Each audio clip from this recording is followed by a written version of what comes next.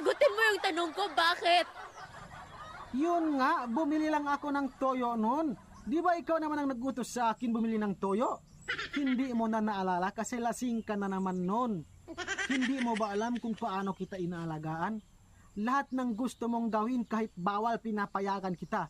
Mag-inom ka, pinayagan kita. At marami pa doon, pinapayagan kita, masaya ka lang. Tapos ngayon, ako pa parang may mali.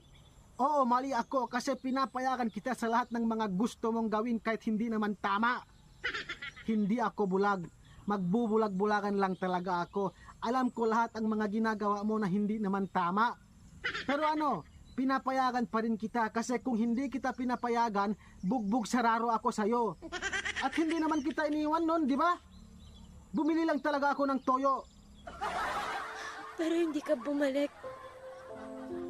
Hindi ba ako nakabalik nun? This is about Marcos. About Marcos?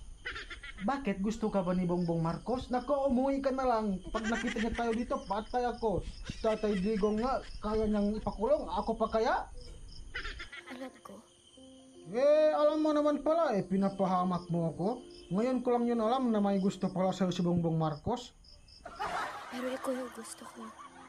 Nako, huwag kang magbibiro ng ganyan. Takot ako kay Bongbong Marcos Baka pag malaman niya na may gusto ka sa akin, baka ipapakulong niya ako. Pero sa totoo lang, gusto talaga kita. Gusto mo rin ba ako? Oo naman. Alam mo naman noon pa, mahal na kita. Pero Hindi pwedeng sarili mo lang iniisip mo. siyempre naman, pati ikaw iniisip ko. Baliw na nga ako sa kakaisip sa'yo Pwede bang pag-usapan muna natin tungkol sa gusto kong dalhin